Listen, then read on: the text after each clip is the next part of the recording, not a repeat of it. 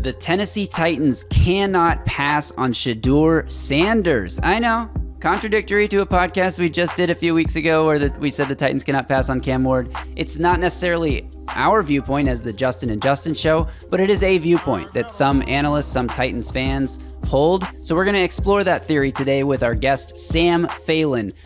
Shedeur Sanders, no matter what. Oh, welcome everyone to another episode of the Music City Audible podcast presented by Broadway Sports Media in partnership with 440 Sports and presented by Sinkers Beverages in East Nashville, the premier wine, spirits, and beer store serving the community since 1985. I am Justin Graver. Joining me as always, Justin Melo. And today, Justin, we got a great episode. Maybe a little bit misleading in the sense that we don't ourselves exactly believe that the Titans shouldn't pass on Shedeur Sanders, but that is a theory that is out there, and we're going to explore that theory in great detail today with Sam Phalen. How's it going, Justin? I'm doing well. You know, this episode was long overdue, right? In a sense of before we get called biased, we've done a lot of Cam Ward content on here. We've got more Cam Ward content coming next week. It was time to do a full episode on Shedeur Sanders.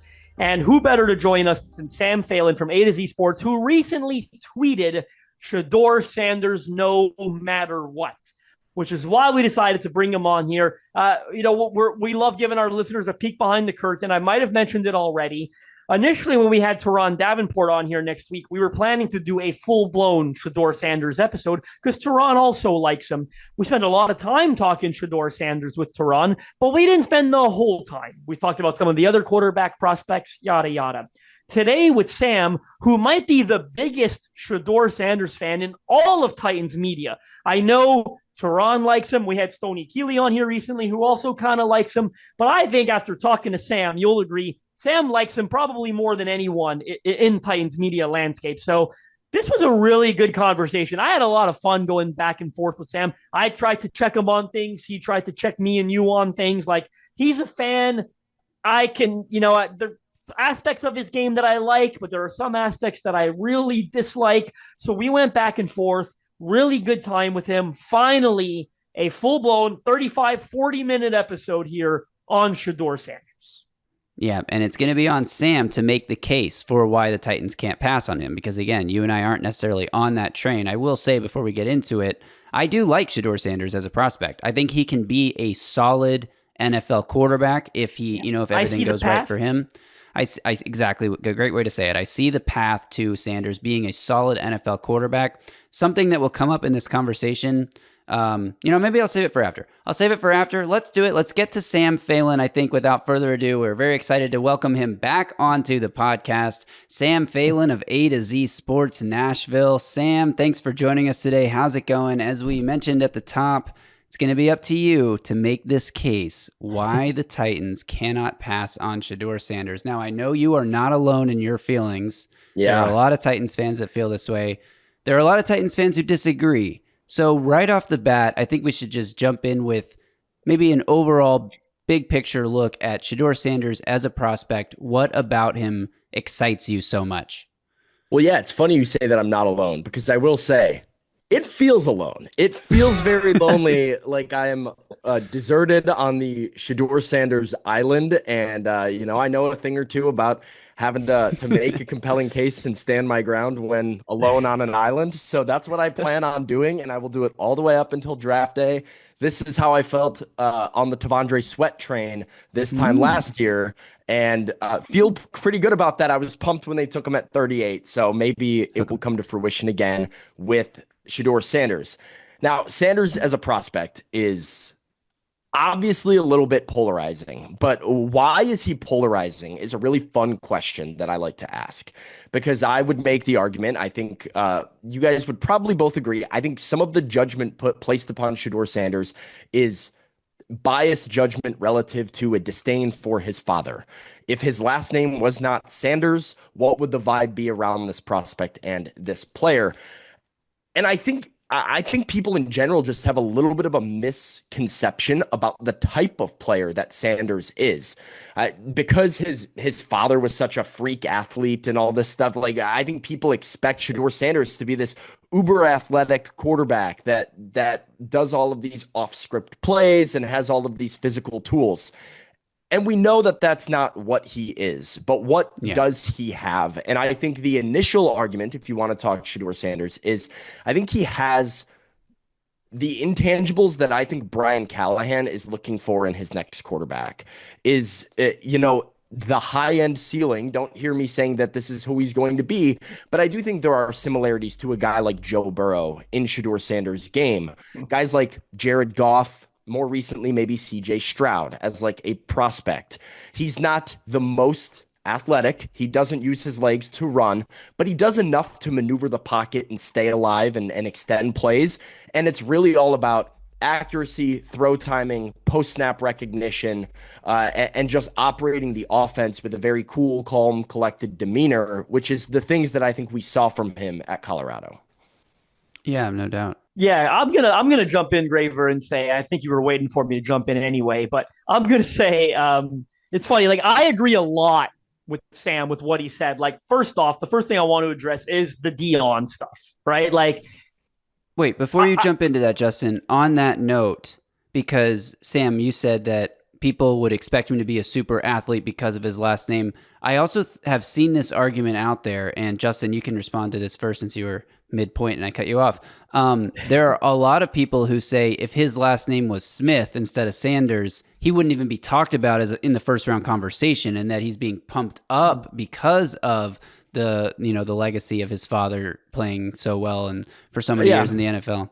Is that something, Justin, do you think that has any, do you think that we are pumping him up at all because of the famous father? I think you bring up a decent point in the sense where there's probably some give and take. Like it's probably a double-edged sword, right? There's probably some benefits and some negatives. I will say, I'd like to think even if his last name was Johnson, as I think Sam put it, he's still one of the best quarterbacks in college football this year. Like I think there's no denying that. So I don't think he's being pumped up as much for the name. Certainly we're talking about him more because of the name, probably more in a negative context than a positive one. Does some of that positive stuff creep in there because of it? Maybe. But I will say the first thing I wanted to add when I was making the point earlier is like, I've done my best to remove that from my over-evaluation, because here's where I am with it. Like, A, I think it's probably somewhat blown out of proportion. B, do I think it's somewhat concerning and teams should be asking about it? Absolutely, right? Like teams got to be asking about the entourage and the cameras following him around everywhere, and some of the post-game press conferences where that he didn't handle as well as you'd like. And that's not even related to Dion, probably. It might be related to a bit of his upbringing, but throwing guys under the bus. Like he hasn't been the most clean prospect. And there's nothing concerning from like a off-field trouble perspective. It's more just the attitude and the personality that I think is fair to question. And I think teams will question. Maybe they'll question it. I mean, that's the due diligence of every team when you're investing in a position like quarterback is characteristics like leadership. But I don't know if there's anything from the background of Shedeur Sanders that is concerning. I mean, if you dive into his Colorado stuff, the people that hate Shedeur Sanders are people that root against Colorado. Like he is widely revered as a teammate in that locker room. People seem to love his leadership quality. And I will say, from some of the things that I've heard from people around the league, he has one of the higher character grades for a quarterback prospect in many, many years for a lot of teams that do that sort of evaluation and actually quantify it with a number.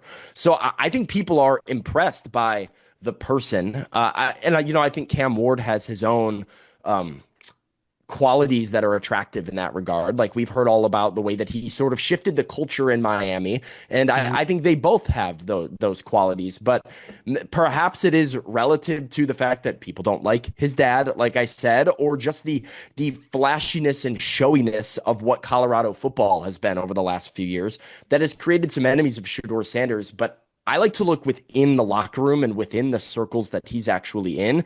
And I don't feel like that is a problem. I feel like he would actually be a pretty good NFL locker room fit.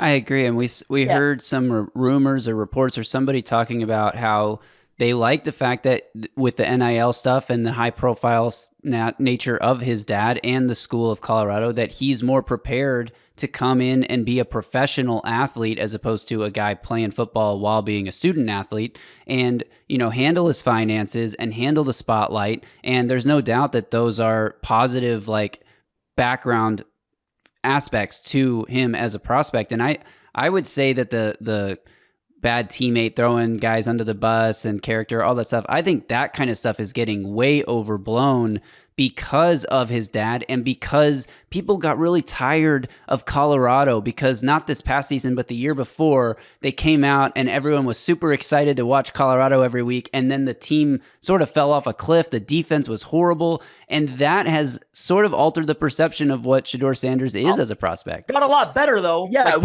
they're way better than they were before Deion and Shedeur got there. No doubt. That's what I would like to say, too, is like Deion gets a bad rap, and I think justifiably so in some ways. Like Deion is a little bit more of an abrasive media front-facing personality.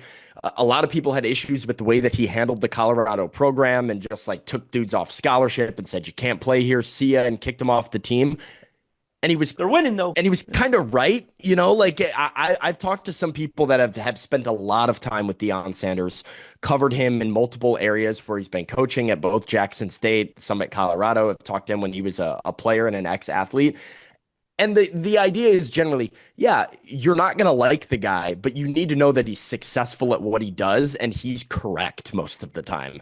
And Deion, up to this point, he went to Jackson State, turned him into a 13-1 football team every year, brought both his kids to Colorado, got the number one recruit in the country in Travis Hunter, brought him to Colorado, did a shift, and Colorado was playing in the last week of the regular season with a chance to go to the college football playoff. From where that school was just 2 years ago, it's a crazy, crazy dramatic shift. So, I will say, to Deion's credit and to the Sanders family as a whole, as much as it might be rubbing some people the wrong way of that's not how we do things traditionally in football, the results are the results. And that is where some of my Shedeur Sanders love comes from, because you mentioned earlier, Justin, like, if he had a different name, would people be hyping him up? And I agree with Graver. I would like to think so, because the results are the results. Or I don't know which one you said which point, but like Melo, it was you. Yeah, the results are the results. And that is where, like, I can get into some of the numbers if you'd like, but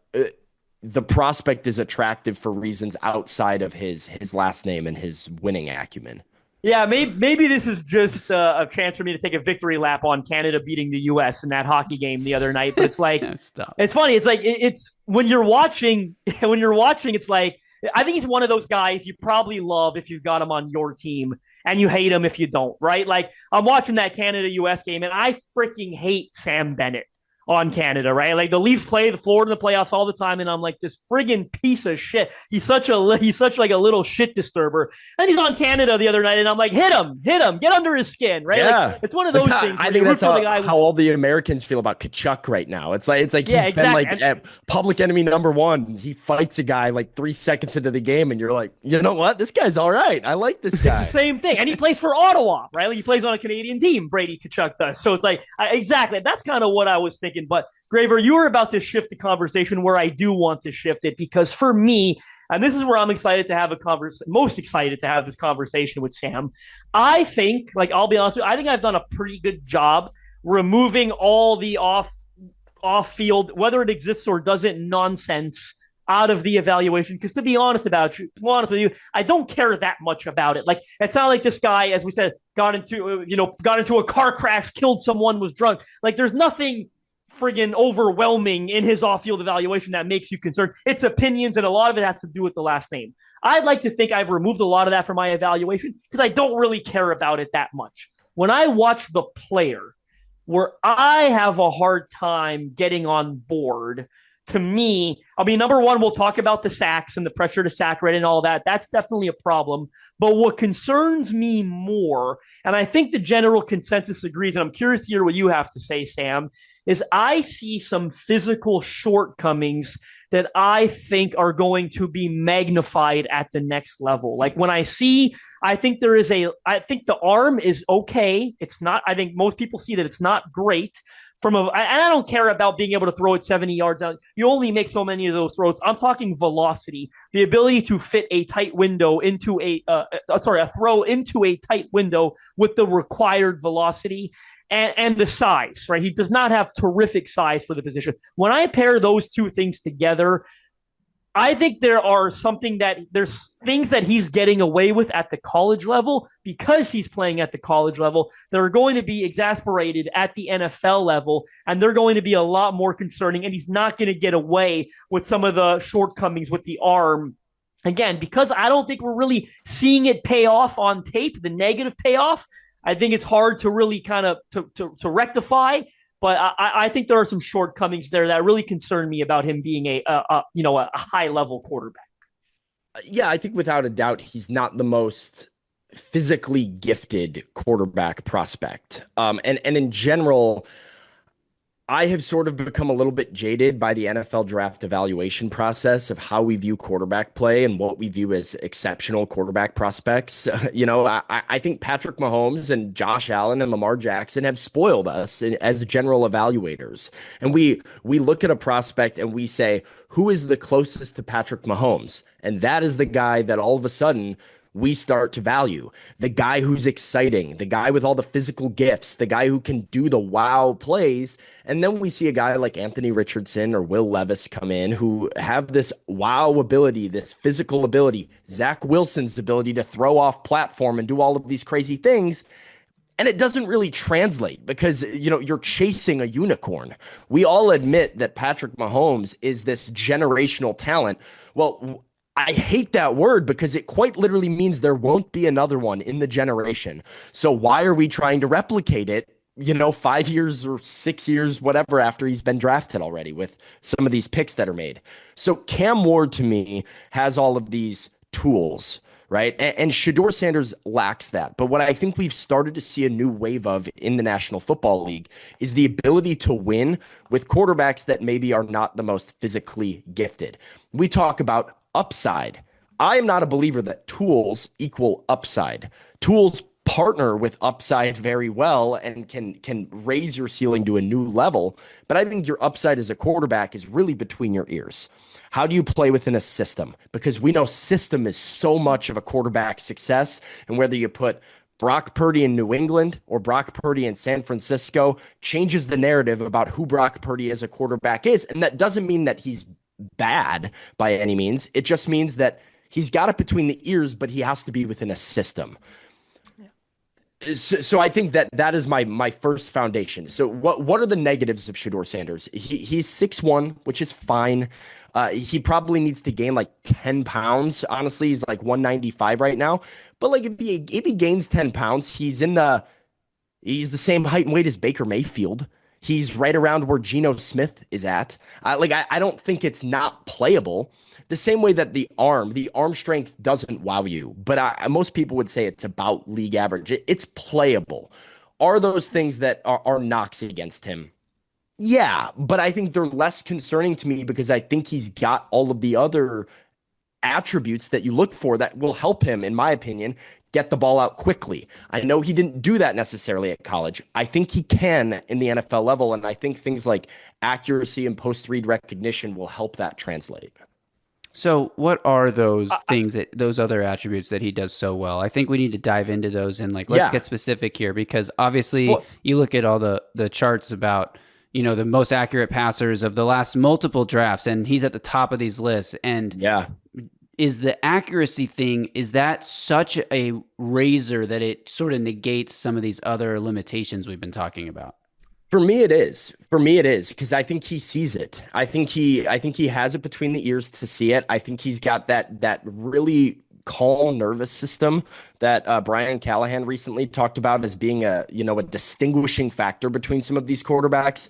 And, Shedeur Sanders is a better thrower and worse runner than this guy. But if you look at a Jalen Hurts and what Jalen Hurts has done in Philadelphia, he is not the most gifted quarterback, especially as a passer in terms of tools. And what the Eagles have gone out and proved is that, with the right pieces around him in a system that plays to his strengths, a guy who has that nervous system and takes care of the football can actually be a guy who leads you to Super Bowl championships and serious contention. Now, these are different guys. I don't want to throw Sanders into that bucket, but I think some of those intangibles, so to speak, are there. So number one, it is that throwing accuracy. You talk about, he has the highest completion percentage of any player in college football history. I'm not even that worried about that because that can be checkdowns, that can be screens. That was some Jackson State numbers. All of that elevates those figures. But let's look at weighted on target percentage, because I think that's a more accurate metric of how consistently accurate a guy is throwing a football. The number one quarterback in this year's draft class by a very wide margin and weighted on target percentage is Shedeur Sanders at 73.26%, 66%, by the way, on deep balls. And he really thrives in short game accuracy over the middle at 92%. So 73.2, that is the number on Shedeur Sanders. Number two in this year's class, Jackson Dart at 65.8. Number three is Miami quarterback Carson Beck, not Cam Ward. Carson Beck at 61.48 is number three. Cam Ward is all the way down at 61.21, right down there, almost tied with Curtis Rourke and Jalen Milroe. If you want to compare that to the guys that we just saw in the 2024 draft class, I suppose, where does that rank? It is second to only Jaden Daniels, who is at 76.1%, higher than Caleb Williams, higher than Drake May, higher than Bo Nix. It would go Daniels, then Shedeur Sanders, followed by Drake May, followed by Caleb Williams, then Bo Nix, then JJ McCarthy, then Michael Penix. And Cam Ward is down with, you know who? Will Levis and college Jalen Milroe. So take that, Graver. That is the level of if you're just looking at throwing accuracy, okay, that's where he's at. Now let's look at the one thing that Titans fans just got so sick of: turnovers. Okay, and people like to point at interceptions. Well, over the last two seasons combined, so Shedeur Sanders 2 years in Power 5, Power 4 football, whatever you want to call it, he has more passing touchdowns, less interceptions, and less fumbles than Cam Ward. Turnover-worthy plays for Shedeur Sanders over the last 2 years, 13. Would you guys like to guess that number for Cam Ward? I think it's in the 30s. It's 38. Yeah. So it is almost triple the number of turnover-worthy plays. And then the big knock right outside of the physical tools is this guy takes too many sacks. But I do think it's important to contextualize the team that he had around him. Cam Ward at Miami has Damian Martinez run for over 1,000 yards and 10 touchdowns. He's got Mark Fletcher Jr. running for 600 yards and 9 touchdowns. So two backs combined, 1,600 yards, 19 touchdowns. As a team, the Hurricanes had 2,500 rushing yards. Can either one of you name the leading rusher for the Colorado Buffaloes in 2024? His name, Isaiah Augustave, with 380 yards. They ran for 2.5 yards per carry as a team. They had 840 rushing yards on the season. So for a guy who we criticize for taking sacks, we all know that a run game is the best way to actually protect your passer and have him playing out of a clean pocket. I think all of the downsides for Shedeur Sanders are pretty relative to his situation. But if you look at his ability to be a post-snap processor, have good ball placement consistently, just enough arm strength, a lot of competitiveness, a clutch gene that I think is sort of intangible and unquantifiable, but certainly there from some of those late game situations we saw at Colorado. I think he's got it. I also don't want to oversell. I got to check you on one. I got in terms of 3 receivers are going to be drafted, right? Sure. One of them might go number 1 overall. The left tackle, from what I recall, is really, really good. To be fair, he's going number 1 overall as a cornerback, though. He's not. Yes, but he's a good receiver. Was good at receiver. But he's probably a 3rd-round pick at receiver. I mean, I don't know that. You think Travis Hunter's a 3rd-round pick if he's only playing wide receiver? He's not a day 1 guy. He's definitely not a day 1 guy. I think in this class he is. probably. What if he runs a 4.25? If he runs a 4.25, he's not a day one guy. I don't know. I mean, Lil Jonte West or whatever his name is, he's probably going to run a 4.2, and he's not going day one. He's small. Yeah. I mean, the other two receivers are like 4th, 5th round picks, but I think Travis Hunter. I mean, that's a conversation for another time. But I think Graver and I probably feel that he's a number one, day one, at least class, if he's receiver only. But you said something earlier, Sam, that really interested me because right hand to God before you said his name, Graver. I was like, Joe Burrow is like the ceiling comparison, obviously. And I know Sam's not sitting here saying that that's who he is, but that's the ceiling comparison. Sure. And where I struggle, and I see why you could get there, right? The similarities in terms of pre-snap, post-snap ability, accuracy, ability to read the defense, get the ball out of his hands quickly. I get all of that stuff. And when Joe Burrow was coming out, there was a section of people who thought that there were physical shortcomings, that he would not, that the arm strength, the velocity wasn't strong enough. I'll be honest with you. I'm not trying to pat myself on the back. I never understood that. Like, I don't even think I saw it. I'll knock myself. I don't even think I saw it because I was just like, holy shit, this guy's so freaking good. Like, anything that anyone had anything negative to say, I kind of wrote off like, you're an idiot. This guy's incredible. Right? So it's like, yeah. By week 6 of that season, NFL speaking, we were all like, Joe Burrow is the quarterback one. Marcus Mariota was on the verge of being benched, but it hadn't happened yet. And we were all like, tank for Burrow. Tanking. So let's tank. Tank for Joe. We were all in on so Burrow, yeah. What I was going to say is the reason I don't think I can get there, even if I see a lot of the upside similarities and I see some of the physical shortcomings, if we want to talk about the arm strength, velocity, blah, blah, blah. And I know, look, big difference in the teams that they played on. Joe Burrow has the greatest NCAA team of all time, and I'm not a college football fan, as you know, Greg. Like, I watch it for the NFL draft. I don't give a shit about Colorado. I don't give a shit about LSU. I don't root for or anyone in college football. I'm strictly about it for the NFL draft. So obviously his team was so much better, Burrow's, but I think we could all agree that even, you see it even in Cincinnati, Burrow's been sacked a lot there, right? But it's not because he's trying to run out of the pocket 25 yards backwards. Like, he doesn't get himself in trouble as much as Shedeur Sanders gets. It's nowhere close, right? In terms of getting yourself in trouble. So I think when I pair how much he gets himself in trouble with some of the physical shortcomings that concern me, that's where I can't get there at number one overall.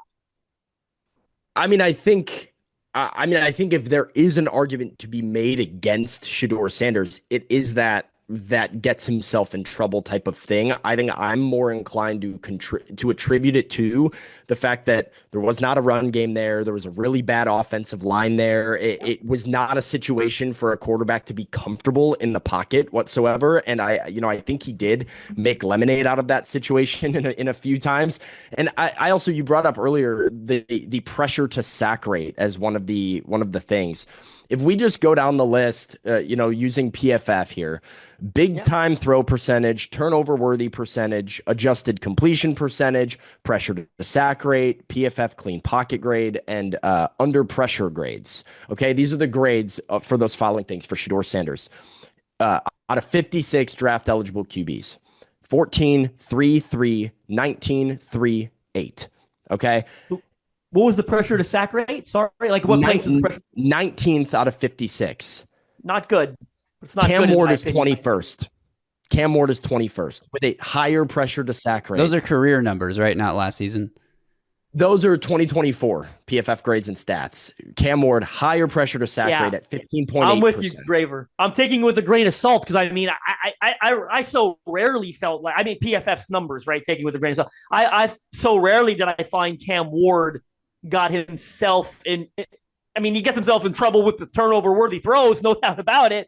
But rarely did I find him get himself in trouble from a sack person. Not to the level that Shedeur did, in my opinion. And I don't like Cam Ward that much either, right? As you know, Graver. But that does surprise me that Cam is lower.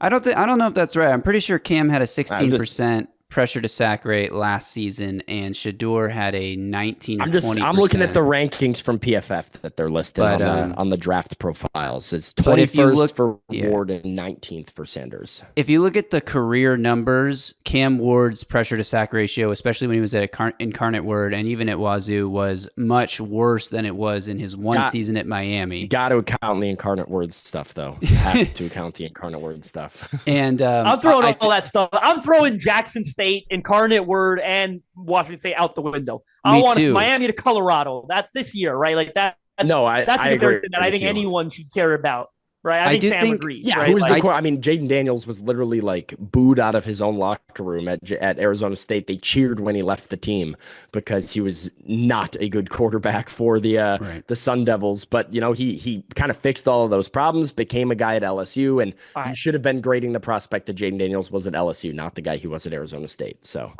I want to end with this, and I think this is a perfect place to end. And Graver, I think you'll agree. It's like the thing that strikes me, and I think Sam's going to agree as well, when I look at these two quarterbacks, it's almost borderline funny, ironic to me. I bet Brian Callahan wishes he could combine the two of them, right? Like, I have no doubt that Shedeur's accuracy, the pre-post snap reads, his ability to get the football out quickly, I have no doubt in my mind that that's what Brian Callahan craves at quarterback, especially after Will Levis did none of those things this past year. And you look at the history Callahan has worked at. Jared Goff, who Sam brought up earlier, I think is a fairly decent comparison as well for Shedeur in terms of where he could get to realistically. And all the Matt Stafford, all the other quarterbacks Brian Callahan spent time with, Derek Carr, guys who do generally have it between the ears. Some of them high level. I would say Stafford and Goff are very high level. Stafford, exceptional thrower compared to probably the other guys on that list. Yes, for sure. But in terms of, again, the pre-post snap, the accuracy, getting the ball quickly, football IQ, Brian Callahan's been around a lot of those guys. I have no doubt that Shedeur is that. If Brian Callahan has some pause, I do think it'll be the sacks and some of the physical shortcomings. And that's where, in my opinion, Cam Ward is the greater prospect, right? Certainly physically, he's a lot more impressive. Some of the off-script stuff, the nervous system, as Brian Callahan once put it, I think he would love to combine these two. But I have no doubt that in terms of between the ears, it's Shedeur Sanders neck and shoulders above Cam Ward, and probably does appeal to Callahan. I mean, to me, Sanders, like, and again, this is my personal opinion of how I evaluate and project him. Yeah. I think he's going to end up with a career that looks a lot like Goff or CJ Stroud. Where he's this guy that's consistently in the top 10 quarterbacks. You probably can't throw him in the top 5 because there's dudes that are just next level when you look at the physical ability of some of these guys. So, you can't throw Jared Goff as a top 5 quarterback, even when he has awesome years. He's probably in that 8 range, right around there. But if you told me right now that the Titans could have the career of Jared Goff and all they had to do was draft him first overall, like the Rams once did, I think I would do it 100 times out of 100. I would run up to the podium and take that guy because it's good enough to win Super Bowls and it doesn't mess up the structure around you. And I think that ultimately is what you should be looking for as a quarterback in the league. And brings me back to my original point. I think the league now chases the unicorn. They chase the special QB. And we sort of overlook some of those qualities that are actually still very viable, qualities that can have you win games. It's a different conversation whether they should pick a quarterback in general. My consensus argument, or overall argument, I should say, I don't think Brian Callahan survives to pick a quarterback if he doesn't do it this year. I don't think the first overall pick comes around very often, evidenced by the history of the Tennessee Titans. And you just don't have this chance sitting here all that often. If you look at teams that pick first overall, they almost never pass on a quarterback when they're QB needy and they're picking at number 1. And really, it's happened 3 times in the last 20 years or so. It was the Kansas City Chiefs when they signed Alex Smith in the offseason in a draft class that EJ Manuel was the quarterback 1. I think everybody, there wasn't a guy even close to being a high-end first-round grade. The same thing can be said of the Houston Texans when they did this very thing and they decided to take Jadeveon Clowney. They passed on Blake Bortles and some other quarterbacks that were a little bit, iffy in the first round there. And they decided to punt it back another year. The other team that did it was the Cleveland Browns, and I think they've lived to regret it because Patrick Mahomes was in that draft class, and they decided not to take a quarterback first overall. They took Baker Mayfield the very next year because they sucked again because they didn't have a quarterback. So it doesn't happen, and some of the teams that have done it have realistic, like good reasons to pass on QBs, and I've also seen this thing out there that just drives me nuts. I'm literally stopped writing this article to hop on this podcast, but I was writing about this narrative that exists around the NFL right now that Shedeur Sanders and Cam Ward aren't worth the first overall pick. But if it's the Giants picking them at 3, or if it's the Raiders at number 6, all of a sudden it's a perfect fit. It's a great selection. We're good with him going to the Giants at 3, but not at number 1. That's baloney. If a guy's worth the number 6 pick, he's worth the number 1 pick. It's preference. If he's worth the number 3 pick, he's worth the number 1 pick. It's preference. You can say, I prefer this guy to this guy, whatever it might be, but like CJ Stroud went number 2 overall, and I wouldn't have batted an eye if he went number 1. I preferred Stroud to Bryce Young, but there were people that preferred Bryce Young, and both are okay because they're both high-end first-round grades. Anthony Richardson was the same, went number 4. You know, if he went number 1, you might be like, I would have taken a different guy, but nobody's going to say it's the most outrageous thing ever because he had a high-end first-round grade. You either like the prospect or you don't, and for whatever reason, people are like, well, if the Giants get, Cam Ward at number 3, it's a thumbs up, but if the Titans take him at number 1, I don't know if I like that pick. That feels like a reach. That bothers me. Yeah, I think we'll probably save this for another conversation, but I think the two things there that I keep thinking of, and I agree, like it's silly if I think the reason the Giants will take one at 3, for example, if they can, is I think they're in a bit of a different situation in the sense where like the GM has to go right now. Like he's got to just take a quarterback and pray that he hits because he ain't surviving the season, right? Like, whereas Mike Borgonzi and Chad Brinker feel a lot more comfortable, I think, in their roles. And I don't know that they're going to let Brian Callahan choose, to be honest with you, right? Like, they're not married to the hip to him. Fair. So that's where I think it's a little bit different. Like, the Giants got to go now. The Giants can go get a bridge quarterback, win 6 games, and they are listing their house for sale the next day. Whereas if Borgonzi and Brinker do that, they've bought themselves more. I mean, of course, Borgonzi's probably got a ton of time, you'd like to think.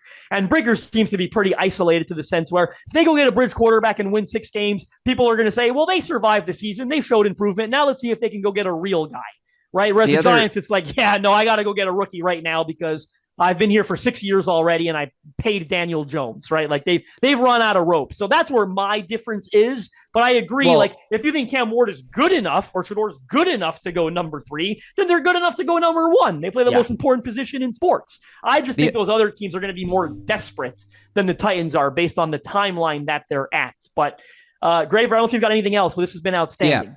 Yeah, the other big thing there is that they're also looking at it where Abdul Carter is available at 1. He's not available at 3. So therefore, the best pick is the quarterback. Miles Garrett went 1 that year where it was Trubisky, Deshaun Watson, Mahomes, a couple other guys too. So they might, I mean, I don't know that Abdul Carter's Miles Garrett, but they might see him in that vein.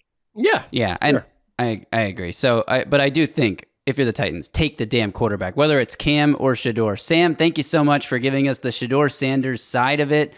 Coming with numbers, coming with facts, coming with narratives, all of it. You got it all covered. I really appreciate your time. Thanks, Sam. We're always up for a debate, man. Appreciate you coming on. It. Thank you guys so much. I can do it anytime. Like I said, I'm on my island and I'm going down with the ship if I have to.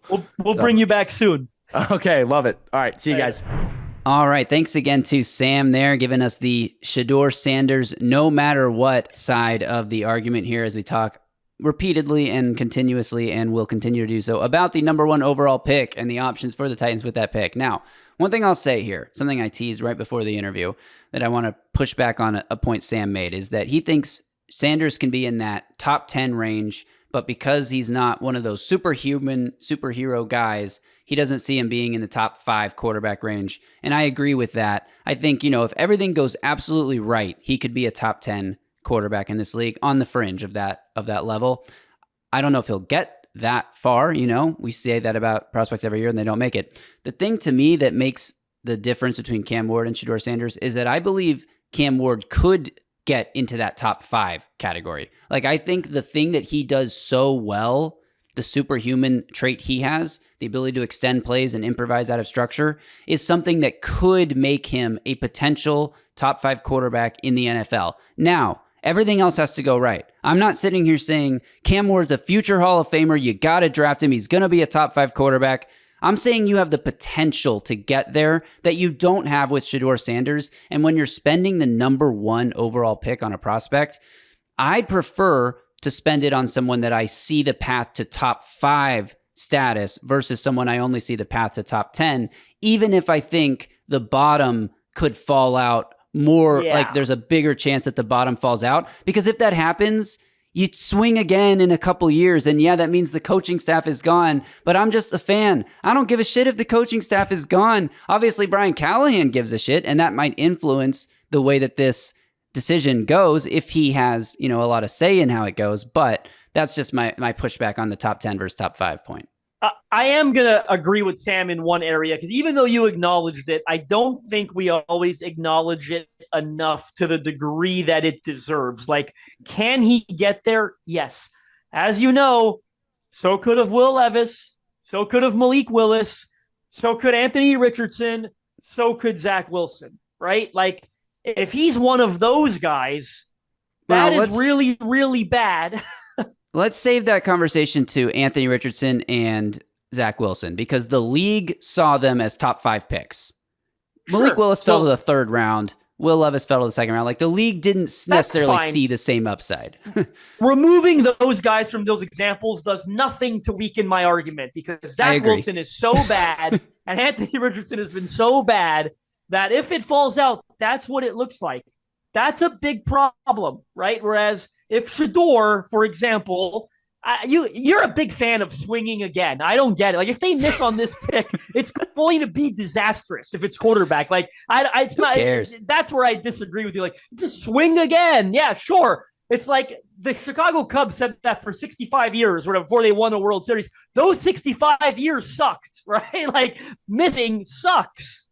Swinging and missing sucks. You swing and you miss, you're in the exact position you are in right now. If you swing on Did you have fun? This is a bad position.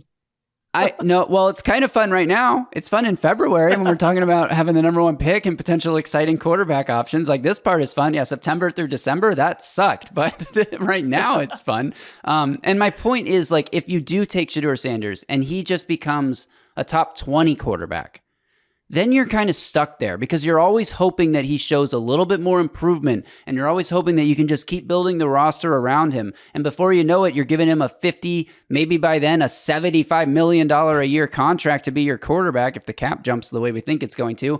And he becomes, he's a top 20 quarterback who's paid because of the timeline and the way that these contracts are handed out.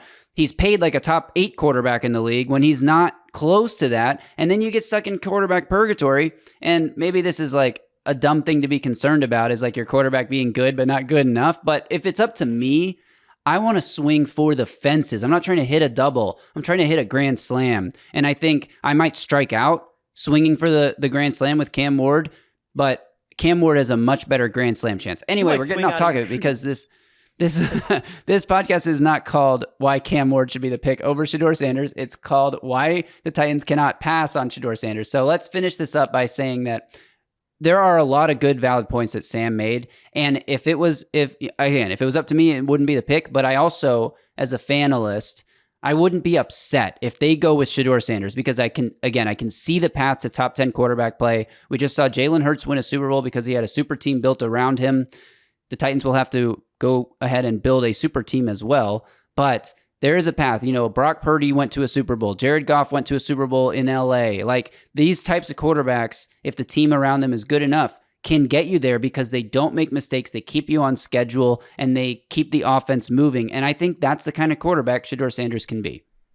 Yeah, I'm just going to add to kind of drive the point home. Like, if Shedeur Sanders ends up being, this is probably stupid of me to say, but Shedeur Sanders ends up being Jared Goff and Cam Ward is Zach Wilson, then we have to acknowledge there's a monumental difference between those two quarterbacks, and you take Jared Goff 10 times out of 10, right? Like, and I do agree. I think Jared Goff might be the best comparison, because I don't think he's going to reach Joe Burrow, CJ Stroud heights. I love CJ Stroud.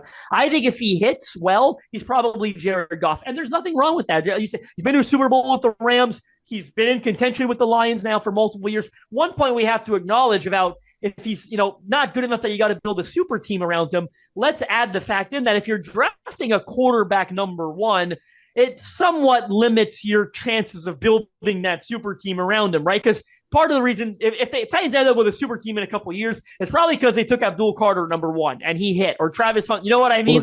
Or traded that back capital on the quarterback, and this is a really weak roster, or it's trading back. Exactly, right? So it's like, it's going to be really hard to build a super team around a quarterback that you take at number one this year, because the Titans are so damn far from a super team right now. The only way they're going to get there is by trading back or by taking a generational guy at one and then start building around him in future years before adding a quarterback. Adding a quarterback to this roster, it's not about building a super team around him. It's about asking that quarterback to elevate the shit that's currently on this roster. So that's also got to be acknowledged as well. And that is why I believe Cam Ward is a better pick, because I think Cam Ward's ability to create off structure and create those improvised plays when the defense wins the initial 3 seconds of a snap, I think Cam Ward can elevate better, whereas I think Sanders will execute your offense, get the ball to your playmakers like the Travis Hunters that he had. Well, I guess he had one. Travis Hunter at Colorado. If the Titans had a game breaker like that, maybe it's Calvin Ridley, maybe it's someone that we don't have on, maybe they don't have him on the roster yet or whatever. I think Shedeur Sanders would be that kind of guy. And when you talk about the Joe Burrow conversation, not only did he have the best roster ever in college, he also has probably the best combination of receivers of any team in the NFL. At least he did, maybe until this season when a lot of guys missed time and he lost Tyler Boyd, who's getting old anyway. But it's not like Joe Burrow is making, chicken salad out of chicken shit. He's working with incredible playmakers. So if you want to compare Sanders to that, you got to get him some incredible playmakers too. Last point I will make here, and this is another negative thing, so sorry for going off topic again, but Sam referenced the weighted on-target throw percentage and how Cam Ward is really low and Sanders is second behind just Jaden Daniels over the last, 5-6 drafts, whatever it was.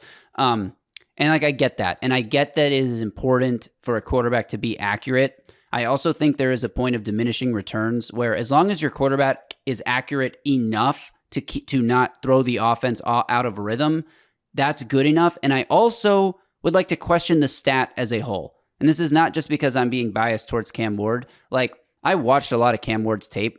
I watched a lot of Sanders tape. Is Sanders more accurate down to down? Yeah, probably. Does Sanders go through fewer periods where it's like he can't hit the broadside of a barn? Like Cam Ward has, the beginning of, I can't remember which game it was now. I think the Louisville game or something, where the first 2 drives, he hits 1 out of 8 passes on target. And it's yeah, that happens from time to time. But at the end of the day, Cam Ward is not an inaccurate thrower. And a lot of his problems can be attributed to footwork or laziness in the pocket, which isn't necessarily a good thing, but it's a correctable thing. And when his feet are working with his upper body, he is as accurate as they come. He can put the ball anywhere he wants to. And that, to me, accuracy is more important. The ability to put that ball where it needs to go is more important than the down-to-down consistency. Obviously, you can't be super inconsistent. That's why I said there is a baseline. And the other part of it is, who's making this stat?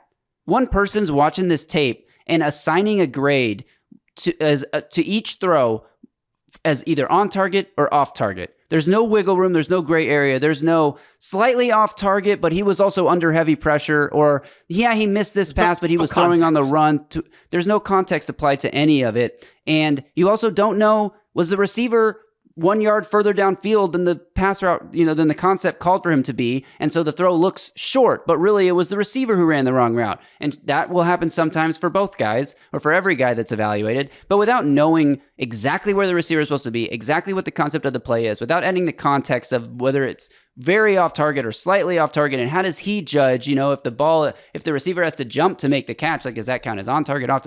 It's one person's subjective opinion. So I kind of throw that stat out the window and just watch the tape. I prefer to just watch the tape. And that's how I form my opinions on who's accurate and who's inaccurate. But anyway, long tangent there. Any final thoughts, Justin? Or should we wrap up this, longer episode here? Yeah, it's probably one of our longest ones in recent memory, but a lot of fun talking Shedeur Sanders with Sam. That was outstanding. We'll be back later this week with another Cam Ward episode, because Graver's got in his contracts that for every one Shedeur Sanders episode, we've got to do 7 Cam Ward episodes. So that's his contract. It's not, I didn't negotiate. It's not my fault. No, all kidding aside, we've got a great guest coming on next week, a mainstream guest who's never been on here before, who really likes Cam Ward. I don't know how he feels about Shedeur Sanders. We'll ask him, but really excited to have him on, a former NFL quarterback who really likes Cam Ward.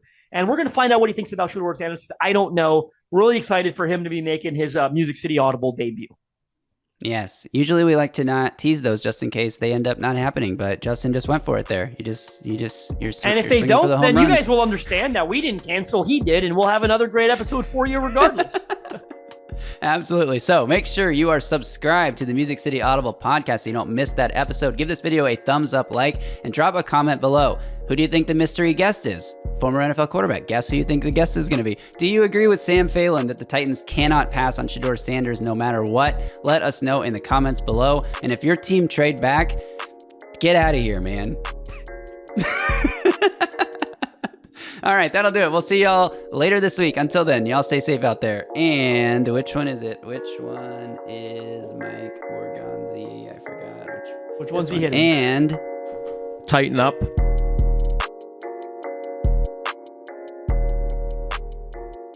A Broadway sports media production.